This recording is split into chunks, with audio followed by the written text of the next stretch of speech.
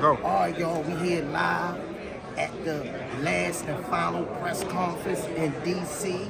I'm with one of the most respected and decorated coaches in the sport today, Mr. Bob Santos. How you doing, champ? Great.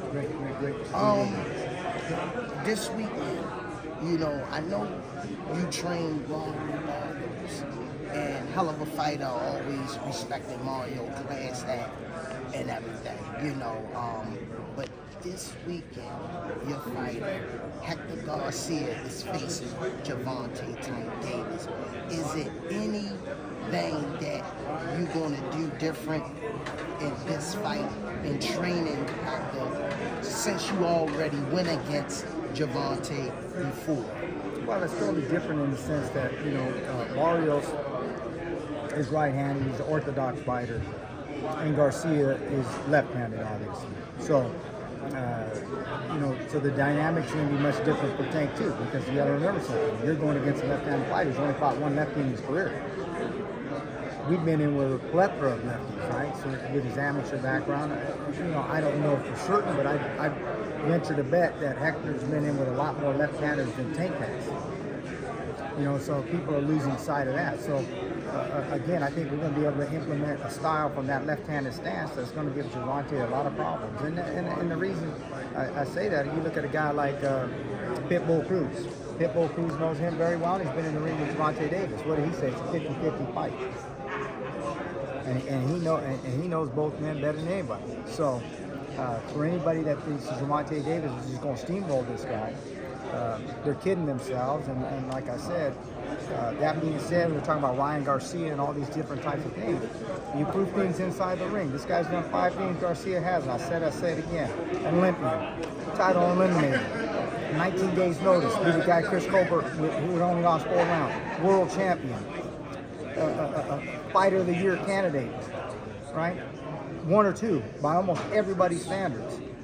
And upset of the year where he was the winner in that fight. Ryan Garcia's never done none of the 5. So again, he may end up being the next Tommy Hearns. I don't know.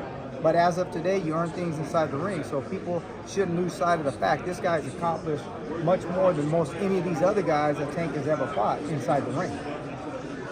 Well, one thing I really respect about what I've seen in Hector, his last couple fights, was a tough opponent that he won the belt from. What's his name? Gutierrez. I watched that fight. I sit down and I studied Hector in that fight, and the way he places his punches, he know how to stay long. I see he has the ability to box with the inside and the outside. So wherever this fight goes, do you think that he will have the ability to show his best any way this fight want to go as his coach and trainer? Yeah, sure. He's going to be ready to fight on all 3 levels, and we're going to have to be, because obviously, like I said, Gervonta Davis, pound for pound, he's one of the best fighters in the world, and anybody that can't see that, I don't know what you're looking at. When they talk about this guy's better, that guy's better, if we're just keeping it 100 and keeping it real here, the guy can box, he can fight going backwards, he can fight going side to side, he can float, he can go inside, he can go outside, and a lot of times people say, oh, he's one-dimensional, he just relies on that power. Well, he does have the power, right? So he can rely on it from time to time. But that doesn't mean that he can't fight in a plethora of different ways, right? So to me, pound for pound, the guy's the best fighter in the world on 135 pounds. And we're not kidding ourselves. For us to beat this guy, it's going to be a huge upset. But we do feel confident that we got a horse that's going to give him a lot of problems and that we can win this fight. There's no 2 ways about it. And in this sport, the beauty of the sport that we all cover, we love to be a part of, is one punch can change anything. Just as much as Tank could change the fight with one punch, and he would be more likely to, because obviously he probably is the bigger puncher, we could change things though too. So, it's the punch you don't see coming that can give you a big-time problems. Exactly. How well did camp go, and did he have any problems making weight? No, everything is great. We got a tremendous camp. We have a tremendous team. I always say this, if any one man thinks he could do it unto himself, he's a fool. We got great people that work with us. We have a great team. We left no stone unturned to be prepared for this fight. And so there's no excuses. We're ready for this fight. And that being said, we do feel confident that January 7th we're going to be victorious in this fight. Awesome. And I want to ask you another question, tap in and ask you this question. Do you, has Mario Barrios talk to him about any strategic ways to giving him any insight since he was in the ring with Gervonta? I watched his death fight over and over. I done watched that fight about 10 to 15 times. And what I've seen was that Gervonta had to, it took him about 6 or 7 rounds before he really started to try to figure out Mario Barrios, because he's tall, he's long, and rangy. Do you think that'll come into play in this fight? Again, you know, Barrios is right-hander, he's an orthodox fighter. Hector's a left-hander, completely two different styles. But I'm glad that you brought that up, and this will tell you a little bit of insight about Hector Garcia. I've been in this game a long time, you know, 41 years, 31 years in the pros. I worked with a lot of world champions. You know, I was under Joe Grusin. You know, I had Jose Salaya with Emmanuel Stewart. So I've been in this a long, long time. And one thing you notice about a lot of fighters, you can get a feel for them. And the fighters that go up to guys and say, man, how was his punching power? How was this? How was that? You know, Hector never did that.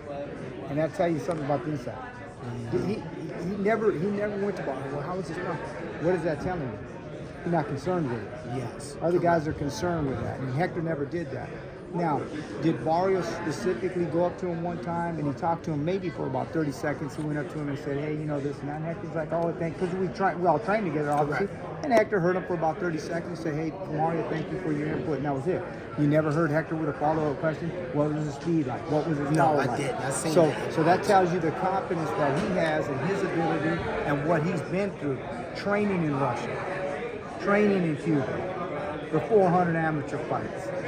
You think it's easy to go live in Russia and go against those Russians out there? No. So that'll tell you. So, you know, it was funny. One of the coaches that told me over there that knows Gervonta real well, I said, you know Gervonta is a dog. I said, I know he's a dog. I said, but he might be a dog with rabies.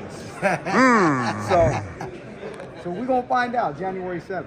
Hey, Mr. Santos, anything you want to ask him? No, I'm good. No, man, thank everybody for supporting the sport of boxing, the sport that we all love, and continue to do so. And God bless all the fans for everything you do.